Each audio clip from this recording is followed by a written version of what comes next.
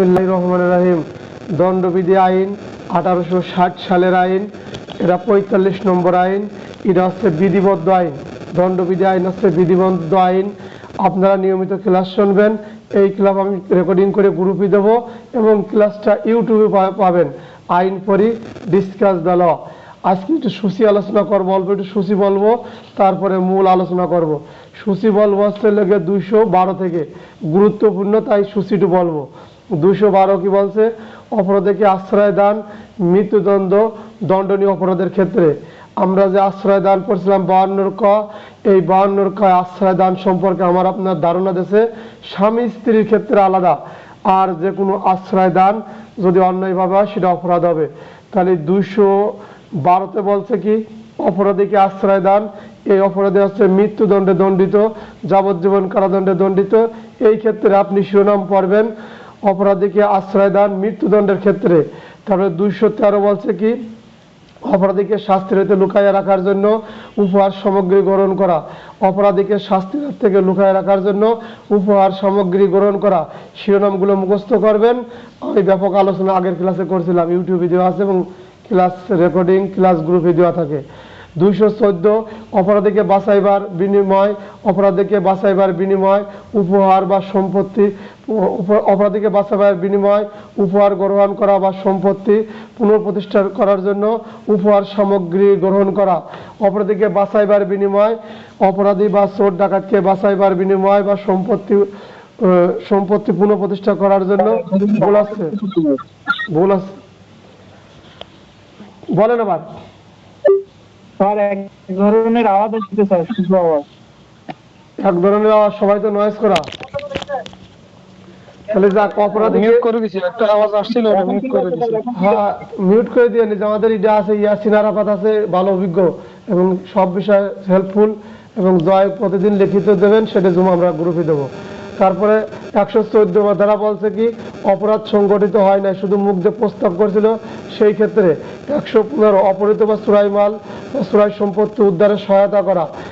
এই চুরাই অপরাধী বা চুরাই সম্পত্তি উদ্ধার করে সহায়তা করার জন্য যদি উপহার গ্রহণ করেন, যেমন আমি আপনার চুরির মাল উদ্ধার করে দেবো, বিনিময়ে টাকা দেবেন। আপনার গরু চুরি হয়েছে, উদ্ধার করে দেবো, টাকা দেবেন।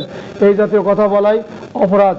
তারপরে 116 হচ্ছে হাজত হইতে পালন করেছে এইরূপ ব্যক্তি, গ্রেপ্তারের আদেশ জারি আছে, এইরূপ ব্যক্তিকে যদি আশ্রয় দান করেন সেক্ষেত্রে শাস্তি। এরপরে চলে যায় 116 ক। 116 ক দস্যু বা ডাকাতকে আশ্রয় দান করা। 116 ক দস্যু বা ডাকাতকে, ভুল করে 216 ক দস্যু বা ডাকাতকে আশ্রয় দান করা।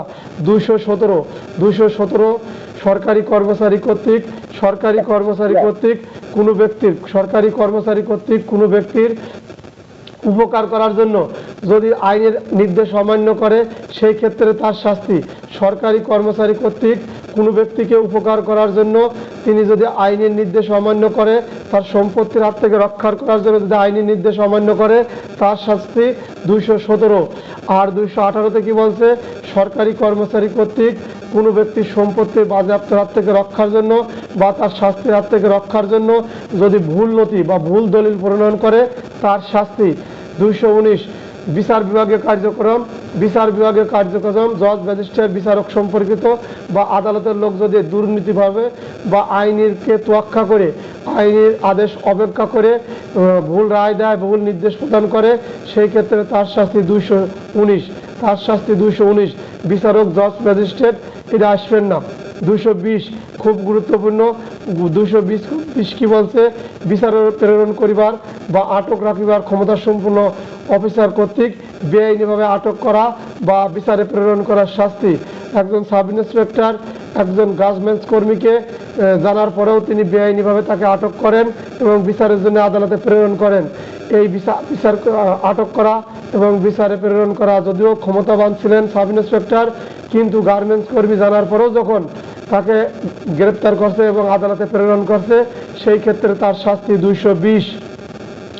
221 গ্রেপ্তার করতে বাধ্য হওয়া সত্ত্বেও সরকারি কর্মচারী যদি গ্রেপ্তার না করে, গ্রেপ্তার করতে বাধ্য হওয়া সত্ত্বেও সরকারি কর্মচারী যদি গ্রেপ্তার না করে, সেই ক্ষেত্রে তার শাস্তি 221।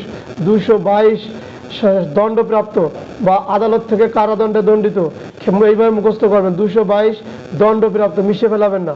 দণ্ডপ্রাপ্ত বা আদালত থেকে কারাদণ্ডে দণ্ডিত বা সাজাপ্রাপ্ত ব্যক্তিকে যদি কেউ আশ্রয় দেয়, যদি কোনো সরকারি কর্মচারী গ্রেপ্তার করতে বাধ্য হওয়া সত্ত্বেও গ্রেপ্তার না করে, তাহলে দণ্ডপ্রাপ্ত ব্যক্তি সরকারি কর্মচারী গ্রেপ্তার করার বাধ্য হওয়া সত্ত্বেও যদি গ্রেপ্তার না করে, তার শাস্তি 222। 223 হলে সরকারি কর্মচারীর নিকট থেকে যদি আসামি পালায়ন করে বা হেফাজত থেকে যদি আসামি পালায়ন করে, তাহলে সরকারি কর্মচারীর শাস্তি 223। আমার আপনার নিকট থেকে আসামি চলে গেল, আমার আপনার শাস্তি কত? 223। সরকারি কর্মচারী পুলিশের নিকট থেকে আটক বা হাজত থেকে যদি আসামি পালন করে, তার শাস্তি 223। যদি মাদকদ্রব্য নিয়ন্ত্রণ অধিদপ্তরের নিকট থেকে তাদের হেফাজত থেকে আসামি পালন করে, তাদের শাস্তি 223। যদি কোস্টগার্ডের থেকে পালন করে 223, যদি বিডিআর থেকে পালন করে 223, কারণ তিনি সরকারি কর্মচারী। 224 গ্রেপ্তার। 224 হলে গ্রেপ্তার করতে যাওয়া যদি কোনো ব্যক্তি বাধাদান করে, 224 যাকে গ্রেপ্তার করতে গেছি পরোয়ানা মূলে যায় আর পরোয়ানা ছাড়াই যায়, যাকে গ্রেপ্তার করতে গেছি উক্ত ব্যক্তি যদি গ্রেপ্তারে বাধাদান করে, তার শাস্তি হলো কত? 224। তার শাস্তি 224। যাকে গ্রেপ্তার করতে গেছি উক্ত ব্যক্তি গ্রেপ্তারে বাধাদান করছে, তার শাস্তি 224। এখন আসেন 225। 225 কি বলছে? যাকে গ্রেপ্তার করতে গেছেন সেই ব্যক্তি বাধা দেয় নাই, তার আত্মীয় স্বজন, বন্ধু বান্ধব, পাড়া প্রতিবেশী বাধা দান করছে, সেই ক্ষেত্রে তাদের শাস্তি 225। 225 যাকে গ্রেপ্তার করতে গেছেন, আমি আপনি যাকে গ্রেপ্তার করতে গেছি সেই ব্যক্তি বাধা দেয় নাই, বাধা দিয়েছেন কিরা? বাধা দিয়েছেন হচ্ছে তার আত্মীয় স্বজন, বন্ধু বান্ধব, মা বাবা। কিন্তু এই সমস্ত লোক যদি বাধা দান করে, মনে প্রশ্ন এভাবে ঘুরে ফিরে আসতে পারে, তাহলে তাদের শাস্তি হলো 225। 225 এরপরে পড়ব 230 অধ্যায় 12। এখন আলোচনা করব অধ্যায় 12 মুদ্রা, সরকারি স্টাম্প সংক্রান্ত অপরাধ সম্পর্কিত। এখানে একটা দ্বারাই পড়ব, বিরক্ত হবেন না। এই 230 দ্বারাই শুধু পড়ব মুদ্রা বা স্টাম্প সংক্রান্ত। এখন আমরা 12 অধ্যায় আলোচনা করছি। দণ্ডবিধি আইন 1860 সালের 45 নম্বর আইন। এই আইনটা হচ্ছে কি আইন? বিধিবদ্ধ আইন। বিধিবদ্ধ আইন, এই আইন আমার আপনার মানায় লাগে। এখন বলেন এই 12 নম্বর অধ্যায়ের কথাটা কোন ধারায় পড়ছিলাম? দণ্ডবিধি আইন। কেউ যদি বলতে পারেন বলেন।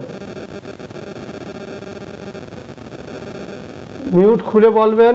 এই 12 নম্বর অধ্যায়ের কথা পূর্বে এক ধারায় পড়ে আসছিলাম, সেই ধারা নাম্বারটা কত? দুটো অধ্যায়ের নাম বলছিল 12 এবং 17।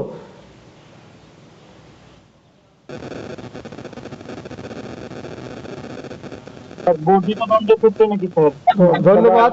বর্ধিত দণ্ড 75 ধারায়। 75 ধারায় বলছে বর্ধিত দণ্ড যদি 12 অধ্যায় এবং 17 অধ্যায়ের কোনো অপরাধ করে এবং তার শাস্তি যদি সর্বনিম্ন 3 বছর হয়, সে যদি পুনরায় আবার এই 12 এবং 17 নম্বর অপরাধ করে, 12 অধ্যায় এবং 17 অধ্যায়ের, তার শাস্তি হচ্ছে বর্ধিত দণ্ড। যে দণ্ড আছে সেই দণ্ডের থেকে বৃদ্ধি করা হবে। এছাড়া অস্ত্র আইনে বর্ধিত দণ্ড পড়ছিলাম, এখন এ পড়ে না। এখন পড়ছে মুদ্রার সংজ্ঞা, টাকার সংজ্ঞা। টাকা, মুদ্রা বা ডলার, রুপি বা রুবেল, যে দেশের যে নাম বলুক সেটার সংজ্ঞা পর্ব। এটা আসবেন না, কিন্তু গতবার এখান থেকে এমসিকিউ আসছিল। মুদ্রার সংজ্ঞা হচ্ছে, মুদ্রা হইতেছে অর্থ হিসাবে ব্যবহার করা হয়। মুদ্রা হচ্ছে অর্থ হিসাবে ব্যবহার করা হয় ধাতব পদার্থ। ধাতব পদার্থ যাহা রাষ্ট্র বা সার্বভৌম, যা রাষ্ট্র বা সার্বভৌম শক্তির কর্তৃত্ব বলে সিলমোহরকৃত বা প্রচলিত আছে, সেটাকে এই মুদ্রা বলে। তাহলে মুদ্রা বা টাকা বা রুপি বা ডলার কাকে বলে? এই মুদ্রার সংজ্ঞা হচ্ছে, মুদ্রা হইতেছে অর্থ হিসাবে ব্যবহার করা হয়। অর্থ মানে টাকা। এই টাকা বিভিন্ন ভাগে ভাগ করা হয়। অর্থ বোঝাতে গেলে বিভিন্ন কিছু দিয়ে অর্থ হয়, এর একটা অংশ হচ্ছে টাকা। এই টাকাটা কি? বাংলাদেশের টাকা, পশ্চিমবঙ্গের টাকা, ইন্ডিয়ান রুপি, এছাড়া আমেরিকার ডলার, কানাডার ডলার, রাশিয়ার রুবেল এবং অন্য দেশের কি আছে আমার জানা নাই। এইগুলো অর্থ হিসাবে ব্যবহার করা হয়। এটা ধাতব পদার্থ থাকে, ধাতব পদার্থ থাকে বা কাগজের তৈরি বা চামড়ার তৈরি, এগুলো হয়।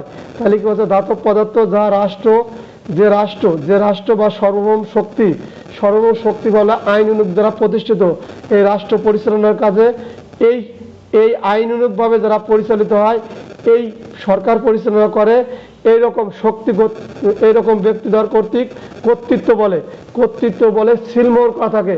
টাকাতেও সিলমোহর করা থাকে, ধাতব পদার্থেও সিলমোহর করা থাকে। এই সিলমোহরকৃত এবং প্রচলিত যেটা আছে এটাকে মুদ্রা বলে। এখন এই সিলমোহর কথাটা পড়ছিলাম, ফৌজদারি কার্যবিধির কত ধারায় দুটো ধারায় সিলমোহরকৃত পড়ছিলাম, বলেন সিলমোহর, এটা জাস্ট আলোচনা। স্যার 68-তে সমনে পড়ছিলাম স্যার, সিলমোহরাঙ্কিত। আরেকটা ধারা স্যার আরেকটা হইলো স্যার 75 ধারা, 75 ধারায় গ্রেফতারি পরোয়ানা। ধন্যবাদ। এই হলো জাস্ট মা ইন্ডিকেশন, আর ঘুরে ফিরে গেলে এবার ভালো লাগবে না। তাহলে 75 ধারায় ম্যাজিস্ট্রেটের কোনো ব্যক্তির নাম ঠিকানা স্বাক্ষরকৃত এবং সিলমোহরকৃত, সমানে স্বাক্ষরকৃত এবং সিলমোহরকৃত। আর এখানেও পেলাম স্বাক্ষরে সিলমোহরকৃত, মানে কথাটা মনে করলাম ব্রেনটা যখন কাজে লাগবে, এমসিকিউ তো কাজে লাগবে। তাহলে মুদ্রা আসছে কি, বাংলাদেশি মুদ্রা এখন কি বলে? এটা মুদ্রা পড়লাম সারা বিশ্বের মুদ্রা সম্পর্কে। এখন বাংলাদেশি মুদ্রা কাকে বলে? বাংলাদেশি মুদ্রা হইতেছে অর্থ হিসাবে ব্যবহৃত, বাংলাদেশি মুদ্রা হচ্ছে অর্থ হিসাবে ব্যবহৃত বাংলাদেশের সরকার কর্তৃক কর্তৃত্ব বলে, বাংলাদেশের সরকার কর্তৃক কর্তৃত্ব বলে, বাংলাদেশের সরকার কর্তৃক কর্তৃত্ব বলে সিলমোহরকৃত প্রচলিত ধাতু যেটা আছে এটাকেই কি বলে? বাংলাদেশি মুদ্রা বলে, এটাকেই বাংলাদেশি মুদ্রা বলে। তাহলে বাংলাদেশের মুদ্রা এরা অর্থ হিসাবে ব্যবহার করা হয় এবং বাংলাদেশ সরকার কর্তৃত্ব বলে, বাংলাদেশের সরকার কর্তৃত্ব বলে সিলমোহরকৃত। এটা ধাতব হতে পারে বা চামড়া বা অন্য কাগজের পারেও সিলমোহর এবং হতে পারে। প্রচলিত যেটা আছে সেটাকেই মুদ্রা বলে। এবং মুদ্রা না কয়টা এবং মুদ্রা কয়টা, এখানে উদাহরণ আছে। উদাহরণে 3টে জিনিস মুদ্রা হিসেবে ব্যবহার করা হয় না। আমি সেই 3টা বলবো এবং 2টা বলবো যে মুদ্রা, যেটা মুদ্রা বা টাকা হিসাবে ব্যবহার করা হয় সেইগুলো শুনবেন। আমি কয়েকবার করে বলবো কোনগুলো মুদ্রা না। কুড়িসমূহ মুদ্রা না। কুড়িসমূহ, আগে কুড়ি ব্যবহার করা হতো, সেই কুড়ি কিন্তু এখন মুদ্রা না। আপনারা জানেন আমাদের দেশে কিন্তু 1 পয়সা এখনো চলমান আছে। 1 পয়সা, 2 পয়সা, 3 পয়সা এরকম চলমান। পয়সা না হলে টাকা হয় না, তাই পয়সা চলমান। তাহলে কুড়িসমূহ কি? কুড়িসমূহ মুদ্রা না। কুড়িসমূহ মুদ্রা না।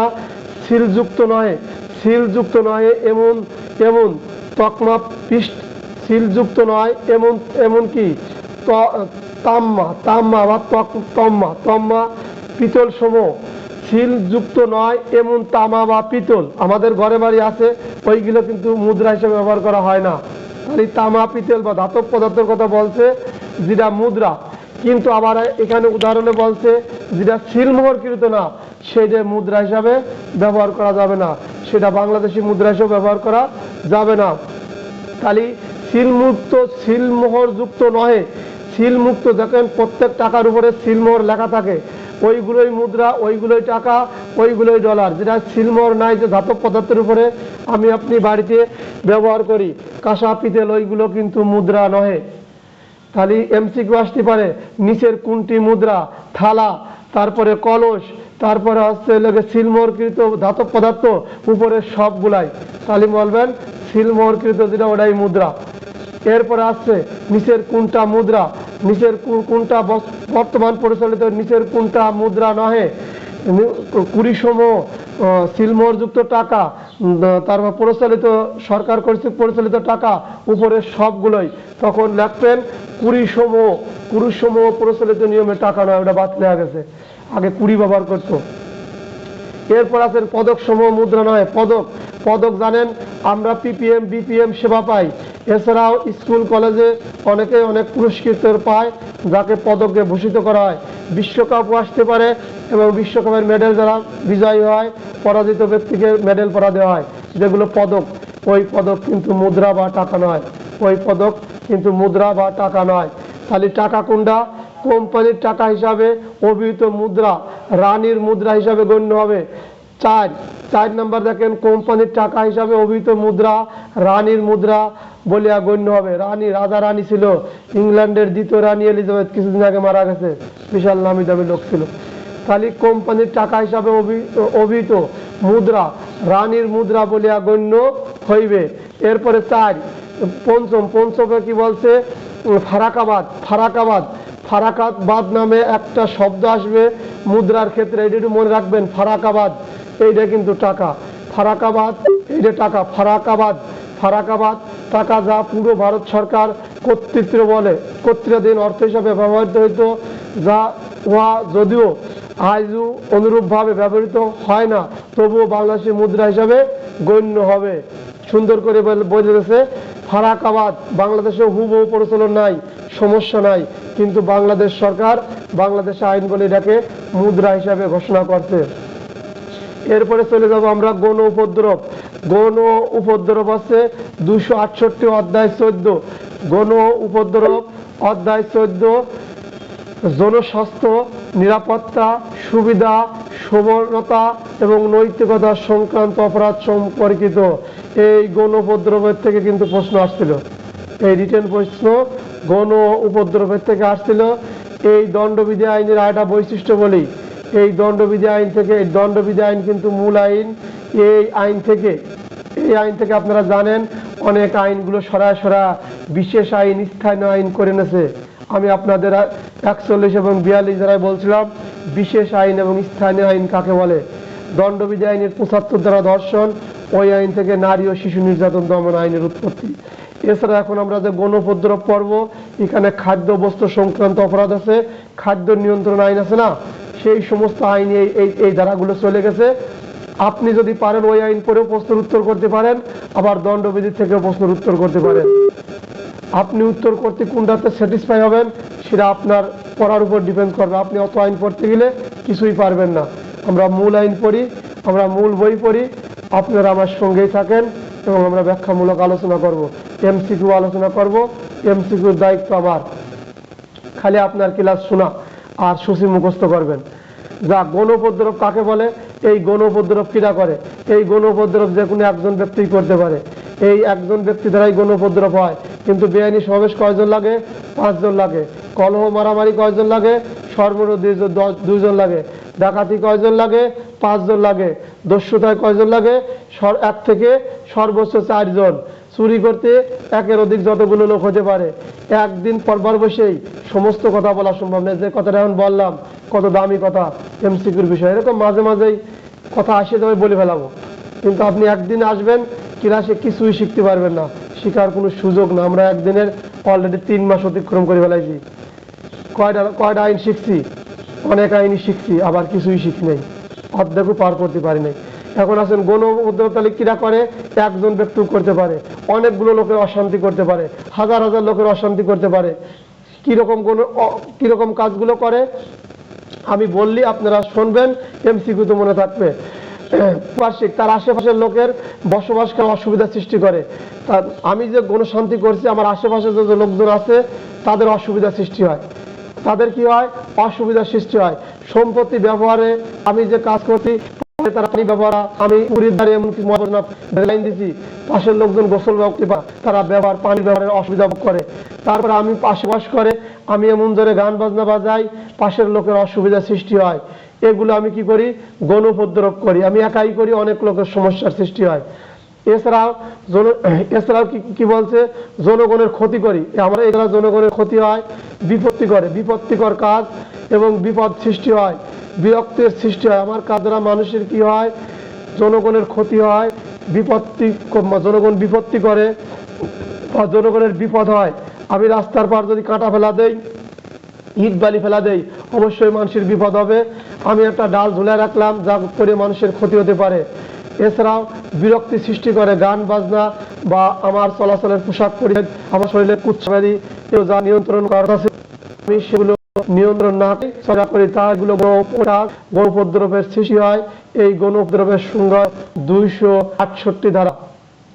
এই 268 ধারা গণ উপদ্রবের শাস্তি 290, 268 গণ উপদ্রবের শাস্তি 290। রব উস্তাদ আপনাকে থাকেন ডিএমপি ঢাকা। ক্লাস পরে অবস্থা আপনার সাথে কথা বলবেন, এখন শোনেন। এরপরে তাই কি বললাম?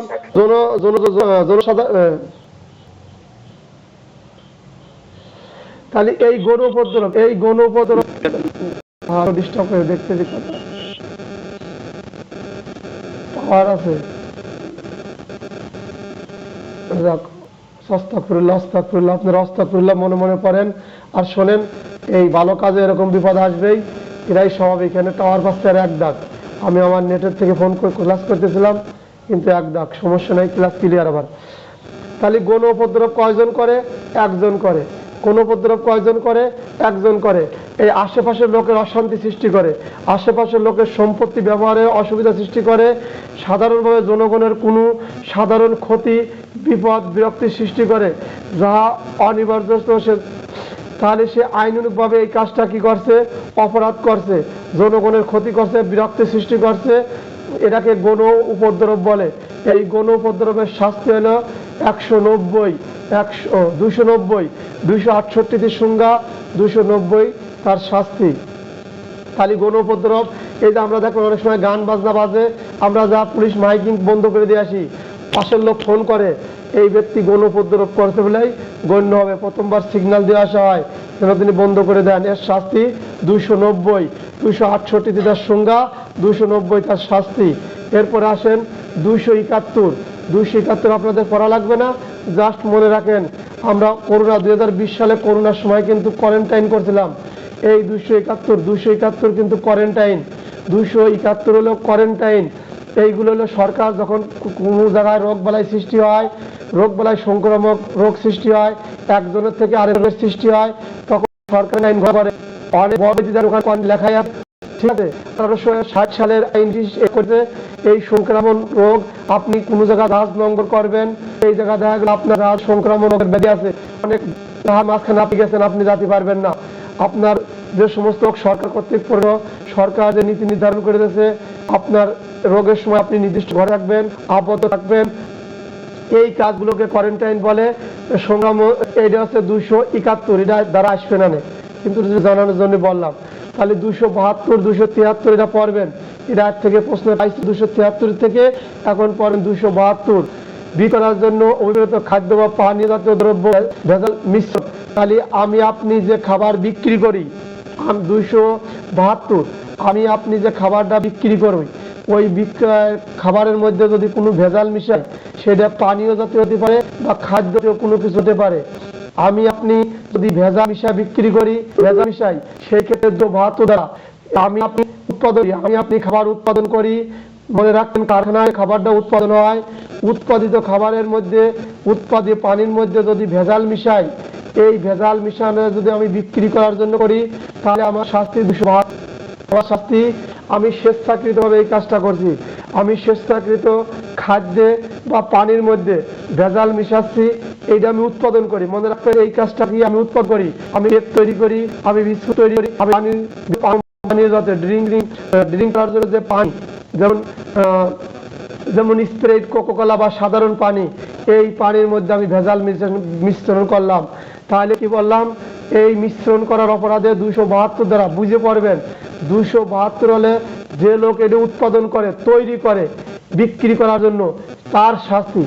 আর 273 আছে ক্ষতিকর খাদ্য বা পানি বিক্রি করা, এটা হচ্ছে দোকানদারের কাজ। এটা হচ্ছে দোকানদার, ইনি জানে এই খাদ্য বা পানিতে ভেজাল আছে, এই খাদ্য বা পানিতে ভেজাল আছে, তারপরেও ইনি বিরতিহীনভাবে বিক্রি করে, তাহলে ওনার শাস্তি 273। দোকানদার 273 হলে দোকানদার, 272 হলে যিনি এই খাবারটা তৈরি বা উৎপাদন করেন। তাহলে 273 হচ্ছে খাদ্য বা পানি হিসাবে বিক্রয় করার জন্য যে খাবারটা ভেজাল, এটা বিক্রি করার জন্য যে দোকানদারি কাজটা করবে, তার শাস্তি হচ্ছে 273 দ্বারা, তার শাস্তি 273। গতবার এই পরীক্ষায় আসছিল, এইটা আসছিল কেমন, আমি আপনাদের বারবারই বলছি, ফৌজদারি কার্যবিধি আইনের 5টা তফসিল। প্রথম তো বাতিল, দ্বিতীয় তফসিল দণ্ডবিধি এর তফসিল সহ। এই দণ্ডবিধি আইন 1 থেকে 5 কোনটা মীমাংসাযোগ্য, কোনটা কোন বিচার করতে পারে, আর কলাম লেখা আছে। এই উত্তর আইছিল, দোকানদার যে খাদ্য বিক্রি আসছিল নামক দোকানদার, তার দোকানে ভেজাল খাদ্য করে, পুলিশ কি বিনা পরোয়ানায় গ্রেফতার করতে পারে কি পারে, আইনের আলোতে ব্যাখ্যা করেন। আমি তখন পুস্তক সহ আসার কারণে আমি তাড়াতাড়ি তফসিলে ঢুকে পড়ছিলাম। তফসিলে ঢুকার পরে 273 দেখছি পুলিশ অফিসার বিনা পরোয়ানায় গ্রেফতার করতে পারে না। তাহলে আমার উত্তর ওখানে কমপ্লিট, আন্দাজ দেখা যাবে না। তাহলে আপনার তফসিল সম্পর্কে যদি ধারণা থাকে, আমি ওটা মুখস্থ করবেন না তফসিল, শুধু জানবেন যে এখানে এই জিনিসগুলো লেখা আছে, পুস্তক সহ হলে আপনি চাষ করে দেখে লিখে ফেলতে পারবেন। এরপরে চলে গেলাম 279 বলতে কি, রাতে বেপরোয়া গাড়ি চালানো বা চালানোর শাস্তি। রাজপথে বেপরোয়া বা অশ্ব বা গাড়ি, অশ্ব মানে ঘোড়া, আর গাড়িগুলো তো আপনারা চেনেন। তাহলে রাজপথে বেপরোয়া গাড়ি বা অশ্ব চালানো, যেখান থেকে বেপরোয়া মানে দ্রুতগামী বা উল্টা পাল্টা গাড়িগুলো আমি যদি চালা বেড়াই, যা মানুষের কি হয় বিপদ হইতে পারে, মানুষের জীবন বিপন্ন হতে পারে, মানুষের অশান্তি হতে পারে, মানুষ বিরক্ত বোধ করতে পারে, এরকম ভাবে যদি আপনি রাজপথে গাড়ি চালাই বা ঘোড়া চালাই বা অশ্ব চালাই, তাহলে আপনার আমার শাস্তি 279। খেয়াল করেন, কথা আমি বলে যাই, মনে পড়ছে বলে যাই। এই কথাটাই, এই হেডলাইন 279 বেপরোয়া রাজপথে বেপরোয়া গাড়ি বা অশ্ব চালানোর শাস্তি, দণ্ডবিধি আইনি 3টে জায়গায় এই কথাটা লেখা আছে, 3টে ধারা এই কথা লেখা আছে। আমি পড়াই নাই তাই কারোর বলবো না, এখন আমি আপনারা শোনেন, ওই ধারাতে পড়ার সময় বলবো।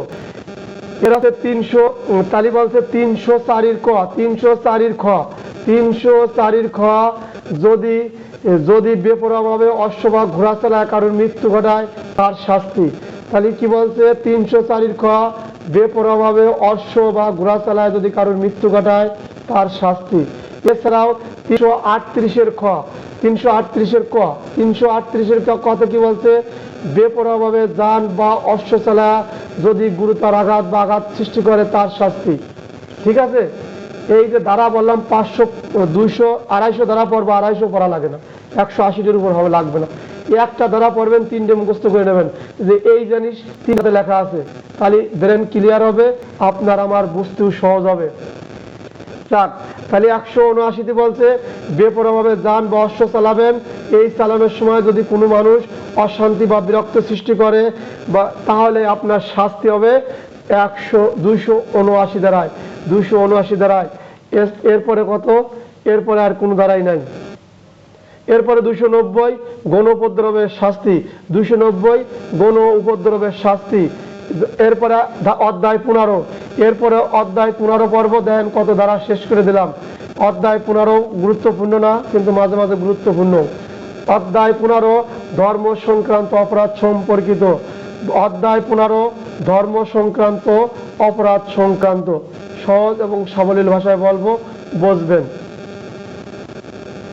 295, এখানে ধর্ম বলতে হিন্দু, বৌদ্ধ, খ্রিস্টান, মুসলিম, তারপরে পৃথিবীতে 443 প্রকার ধর্ম আছে, 4300 ধর্ম আছে, 4300 ধর্ম সংক্রান্ত বিষয় এখানে আমরা, এ নিয়ে কোনো বিচলিত হবেন না।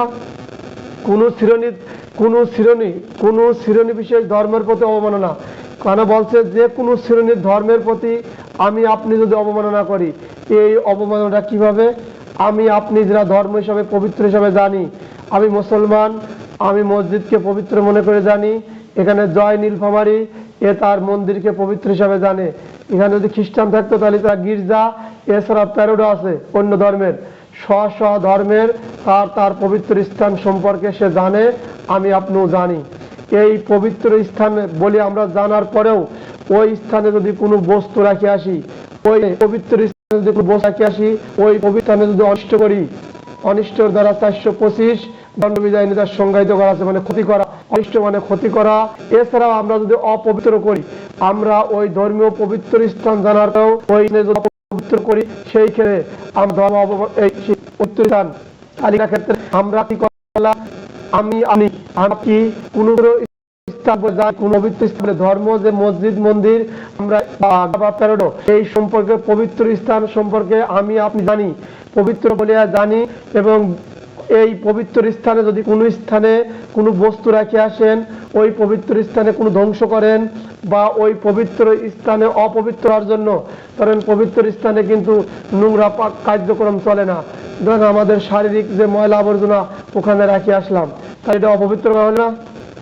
যেমন আমাদের মসজিদ পবিত্র, একটা গরু আপনি ঢুকাই দিলেন বা গোবর সেঙ্গা মারলেন, অপবিত্র হয়ে গেল। আপনি আপনার মন্দির পবিত্র স্থান, ওখানে আপনি পানি টানি সবার ঠাকুর যায়, ওখানে আমরা 10-12 জন ঢুকে ফেলাম, অপবিত্র হয়ে যেতে পারে। এইরকম কোনো বস্তু দ্রব্য যদি রাখি আসেন বা ক্ষতি করেন, মসজিদের একটা জিনিস ভেঙে দিলেন, মন্দিরের ভেঙে দিলেন, প্যারোডের ভেঙে দিলেন, তাহলে ক্ষতি করলেন, তাহলে আমার আপনার শাস্তি 295 দ্বারা। এরা কিন্তু যদি এই ধর্ম সংক্রান্ত বিষয় আসে, পড়ালেখা থাকলে এটা আমরা সাইবার ক্রাইমের অপরাধ থেকেও এটার উত্তর করবেন, যোগ করে দেবেন। আপনি আইন জানেন, মূল লিখবেন, আর ওর সাথে যে 2-3টা আইনের ধারা জানেন, 2 প্রকার আইন জানেন, তা লিখে দিলেন। এতে বড় ক্ষতি হয় না, বড় উপকার হয় না। মূল ধারাটা যদি আপনি সঠিক দিতে পারেন, এটা আপনার লাভ, অতিরিক্ত দিলেন আপনার কল্যাণ। তাহলে আমরা কি বললাম? 295 ধর্ম প্রতিষ্ঠানে, মসজিদ, মন্দির, গির্জায় যদি কোনো কিছু অপবিত্র হওয়ার জন্য কি হয়, কোনো বস্তু ধ্বংস করে, তারপরে অনিষ্ট করে, অপবিত্র 290 দ্বারা, তাহলে তার শাস্তি 295 দ্বারায় তার শাস্তি।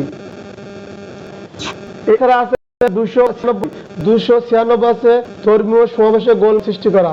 এই ধর্মীয় সমাবেশে গোলমাল সৃষ্টি করে 3 জন লোক, এখানে সর্বনিম্ন 3 জন লোক লাগে, ঠিক আছে? এই ক্ষেত্রে 3 জন লোক ধর্মীয় সমাবেশ গোলক সৃষ্টি করে, যদি এরকম কোনো কাজ করে, তার শাস্তি হলো 296।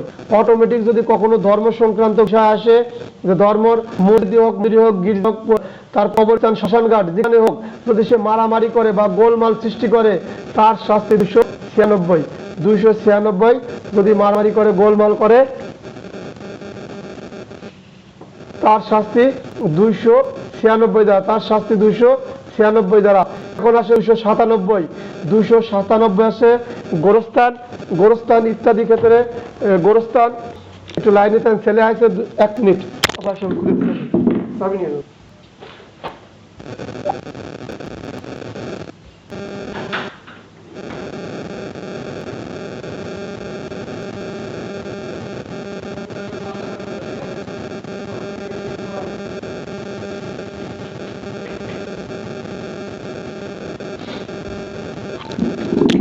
ছেলে আছে, রুম তালা মারা, খুলে দিয়ে আসলাম। তাহলে আছে এখন গোরস্থান। বিসমিল্লাহির রহমানির রহিম। 297 কি বলছে? গোরস্থান। গোরস্থান বলতে, গোরস্থান মুসলমানের শ্মশান হচ্ছে হিন্দুদের, কি সমাধি না কি বলে, খ্রিস্টানদের মানে সমাধি বলে। এইটা মানে খ্রিস্টানরা যেখানে শেষ কীর্তন করে আসে, হিন্দুরা যেমন পুরায় আসে, আমরা গোরস্থান।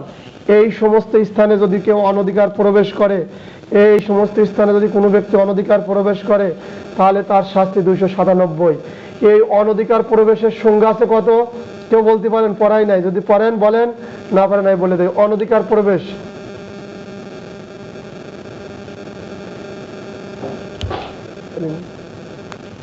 অনধিকার প্রবেশ অনধিকার প্রবেশ হচ্ছে 441। অনধিকার গৃহে প্রবেশ 442 সংজ্ঞা করা আছে, আমি পড়াই নাই, তারপরে আশিরেত বলে গেলাম। মানে অনধিকার প্রবেশ যদি কেউ করে, গোরস্থানে, গোরস্থানে যে লোক প্রবেশ করছে, গোরস্থানে প্রবেশ করে তার কাজ কি? গোরস্থানে প্রবেশে কিন্তু সেখানে এই করে, ধরেন লাশ গোরস্থানে ঢুকে লাশ চুরি করলো, লাশের কাপড় চুরি করলো, বা লাশ নিয়ে গেল, এই সমস্ত যদি কেউ অপরাধ করে ইচ্ছাকৃত গোরস্থানে অনধিকার প্রবেশ করে, তাহলে তার শাস্তি হলো 297। বেশি হার্ডলি নেবেন না। যদি গোরস্থান, শ্মশানঘাট বা সমাধি স্থান, খ্রিস্টানদের হলে সমাধি স্থানে অন্তক্রিস্টিয়া মানে খ্রিস্টানদের মনে বা অন্য বৌদ্ধ ধর্মের আছে, এই সমস্ত কাজ করা যদি কেউ অনধিকার প্রবেশ করে, তাহলে যদি কোনো ব্যক্তি গোরস্থানে, শ্মশান অথবা সমাধি স্থান বা অন্তক্রিস্টিয়া যেখানে এলাকা যদি কেউ প্রবেশ করে, তার 297। তাহলে স্বাভাবিকভাবে আসতে হবে। এই শব্দগুলো আপনারা বুঝে নিন। এইগুলো আসলে আপনি তখন ধরে নেবেন এখানে অনধিকার প্রবেশ করলেই তার 297। এই ব্যক্তিগুলো প্রবেশ করে কি করে? মৃতের প্রতি অবমাননা করা, মৃত্যু দেহের প্রতি অবমাননা করা। আপনারা খেয়াল করবেন, কিছুদিন আগে আমাদের বাংলাদেশে নেককারজনক ঘটনা ঘটছে, যে ডোম হলে কি করছে, এই মৃত নারীদের সাথে খারাপ কার্যক্রম করছে। যখন পরীক্ষা নিরীক্ষা করতে গেছে, লাশের মধ্যে পুরুষের অস্তিত্ব খুঁজে পাচ্ছে, তখন বিচারক, তখন ডাক্তাররা ওর বিষয়ে কমিটি গঠন করছে। কারণ কি? মারা গেল সবাই দেয় বা মারার তার শরীরের জন্য পুরুষের বীর্য পাওয়া যায়, তো তখন দেখে যে ওইখানে এই কাজটা করছে, ওই ডোম ওই নাতে মৃত নারীর সাথে এই অসামাজিক কার্যক্রম করছে। কিন্তু মৃত ব্যক্তি যখন তার সাথে যদি অসামাজিক কার্যক্রম করে তাহলে তিনি 297 ধারায় দণ্ডিত হবে। তার নামে মামলা হয়েছিল 297। অনেক সময় ব্রিটিশও এরকম লেখপর্দা মিসিং করেছে, তারপরে 297 ধারায় তার শাস্তি হয়েছিল। এইবার আসেন 298, ইচ্ছাকৃতভাবে ধর্মীয় অনুভূতিতে আঘাত হানিবার বা শব্দ সমূহ দ্বারা। তাহলে এখন আমরা কি বলবো? 298, ইচ্ছাকৃতভাবে ধর্মীয় অনুভূতিতে এই মুখ দ্বারা বা শব্দ দ্বারা আমরা অপমান করছি। এবার খেয়াল করবেন 295, আপনি ধর্মের যে অন্যায় করেন, এই অন্যায় করছিলেন 295, বস্তু ধ্বংস করছিলেন, অনিষ্ট করছিলেন, পবিত্র স্থান অপবিষ্ট করেন, অপবিত্র করছিলেন। আর এইখানে 298 আর 295 বোঝার আছে। 298 আপনি কি বলবেন? ওই আপনি যে কোনো ধর্মে পালন করে, এই ধর্মরে আপনি মুখ দিয়ে অবজ্ঞা করি, মুখ দিয়ে এমন কথা বলি বা এমন লিখনি দ্বারা, এমন শব্দ চয়ন দ্বারা যা অপর ধর্মের লোকজন বিরক্তি বা অশান্তি বোধ করে, এরকম কাম করা যাবে না। এইরকম কাজ যদি আপনি আপনার কথা দ্বারা, লিখন দ্বারা বা বলা দ্বারা বা আমার দৃষ্টিগোচরের কোনো অঙ্গভঙ্গি দ্বারা, আমার এই চোখ দিয়ে আমি এমন অঙ্গভঙ্গি করলাম অপর ধর্মের ক্ষতি হয়, এরকম কাজ করলে আপনার শাস্তি 298। তাহলে আমরা কি বলছি? শব্দ করে মানুষ মুখ দিয়ে বা কোনো আপনি হাততালি দিয়ে বা কোনো অন্য কোনো যন্ত্র বাজালেন যে সে লোক যেন অন্য ধর্ম করতে না পারে, এগুলো আপনি 298 দ্বারা অপরাধী হবেন। এছাড়া উচ্চারণ করলেন, যে সমস্ত কথা আপনি উচ্চারণ করছেন সে কথাগুলো আপনার অপরাধ বলে গণ্য হবে। এছাড়া আপনি কিছু অঙ্গভঙ্গি করলেন, এমন কিছু অঙ্গভঙ্গি করছে আপনি এই চোখ দিয়ে অঙ্গভঙ্গি দৃষ্টিগোচরের বস্তুর মধ্যে রাখে এবং দৃষ্টিগোচর কোনো বস্তুর মধ্যে রাখছেন, এই রকম কাজ করছেন, এগুলো কথা, বর্ণ বা চোখের ইশারা দিয়ে, তাহলে আপনার শাস্তি 298। এই কাজটায় যদি আপনি অনলাইনে করেন তাহলে সাইবারে অপরাধ হয়। করি নাই বলবো না, কিন্তু রাখবেন 298 করবেন। কারণ কি? আপনি যদি দণ্ডবিধি আইন প্রশ্নের উত্তর দিতে পারেন আপনার জন্য কল্যাণকর। ইথাকে দিলেও কোনো ক্ষতি হবে না, কিন্তু মুখে যখন লেখেন তা অতিরিক্ত যোগ করবেন। আসসালামু আলাইকুম।